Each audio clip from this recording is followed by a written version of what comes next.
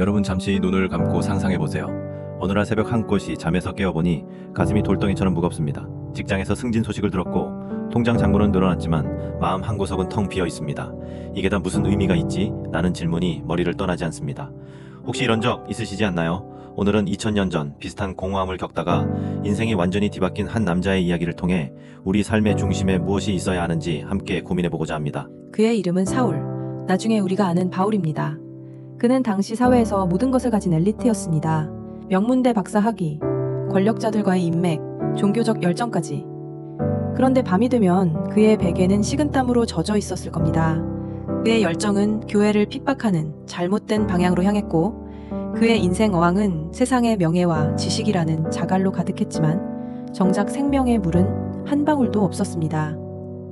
여러분의 인생 어항은 지금 무엇으로 채워져 있나요? 입시, 취업, 성공이라는 작은 돌들로만 가득 차 있진 않은지 돌아보세요. 그러던 어느 날 다메섹으로 가는 길 위에서 사울은 부활하신 예수님을 만났습니다.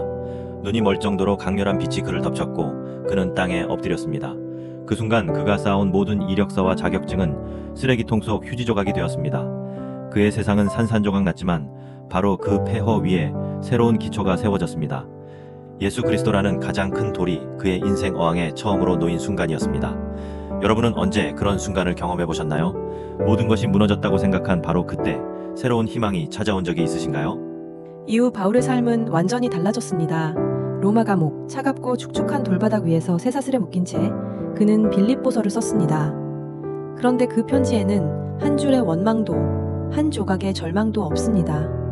오히려 그의 글에서는 기쁨이 물처럼 넘쳐흐릅니다. 어떻게 이런 일이 가능했을까요? 그의 인생에 예수님이라는 가장 큰 돌이 이미 자리 잡고 있었기 때문입니다. 감옥의 어둠도 죽음의 그림자도 그를 흔들 수 없었습니다. 그는 외쳤습니다. 너희 안에 이 마음을 품으라. 곧 그리스도 예수의 마음이니. 지금 이 순간 여러분의 스마트폰 갤러리에서 가장 소중한 사진 한 장을 떠올려 보세요. 그 사진 속에 담긴 사람이나 순간이 여러분에게 얼마나 큰 의미를 주나요? 바울에게 예수님은 그런 존재였습니다. 아니, 그 이상이었습니다. 세상의 어떤 성공도 어떤 칭찬도 채울 수 없는 마음의 빈자리를 예수님께서 채워주셨습니다. 저도 한때는 세상의 작은 돌들로 내 인생을 채우려 했습니다. 좋은 성적, 안정적인 직장, 사람들의 인정. 하지만 어느 날 모든 것이 의미 없게 느껴지는 순간이 찾아왔습니다. 그때 저를 붙잡아준 것은 예수님과의 만남이었습니다. 여러분은 어떤가요? 지금 삶의 중심에 무엇이 자리 잡고 있습니까? 세상은 끊임없이 우리를 유혹합니다. 더 많은 돈, 더 높은 지위, 더 큰 집. 하지만 그런 것들로 채운 인생은 모래 위에 세운 집과 같습니다. 비가 오고 바람이 불면 순식간에 무너져 내립니다. 반면 예수님을 삶의 가장 큰 돌로 삼는다면 어떤 폭풍이 와도 흔들리지 않을 것입니다.